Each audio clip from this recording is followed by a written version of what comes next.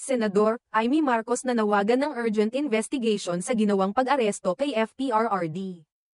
Nagbigay ng panawagan si Senador Amy Marcos sa mga opisyal ng gobyerno upang magsagawa ng isang urgent investigation kaugnay ng pag-aresto kay dating Pangulong Rodrigo Duterte noong 11 ng Marso taong 2025.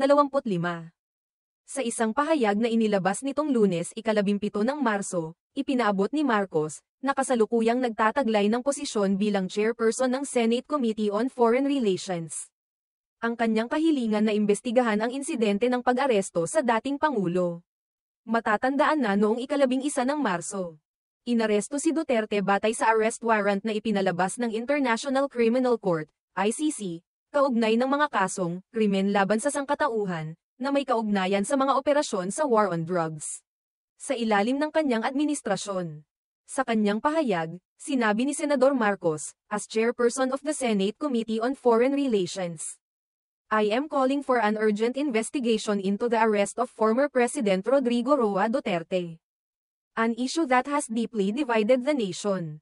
Binigyang diin ng senadora na mahalaga itong imbestigahan upang matukoy kung nasunod ba ang due process at kung ang mga legal na karapatan ni Duterte ay naingatan at naprotektahan. Lalo pat kasangkot dito ang mga international organizations tulad ng Interpol at ICC. It is imperative to establish whether due process was followed and to ensure that his legal rights were not upheld but protected. Especially given the involvement of the International Criminal Police Organization, Interpol, and the International Criminal Court, ICC, dagdag pa ni Marcos.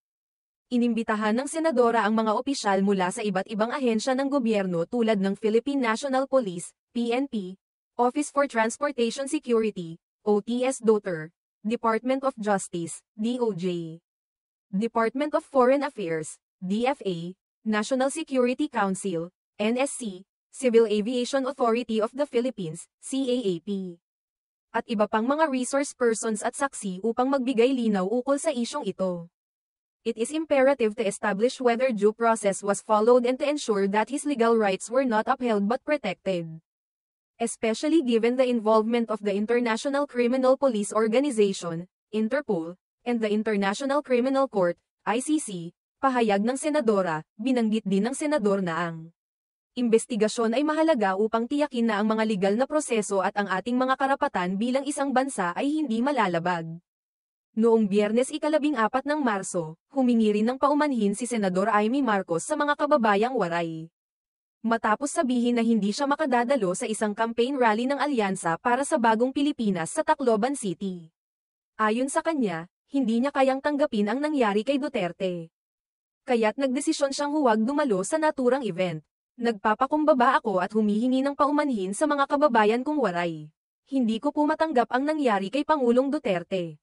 Kaya't hindi po ako makakadalaw sa inyong rally, pahayag ng senadora. Ang isyong ito ng pag-aresto kay Duterte ay patuloy na nagiging usapin sa bansa, hindi lamang sa mga opinyon ng mga politiko, kundi pati na rin sa mga mamamayan. Pinag-uusapan ngayon ng marami ang mga epekto nito sa politika ng bansa. Pati na rin ang mga hakbang na dapat gawin upang mapanatili ang kalayaan at soberanya ng Pilipinas.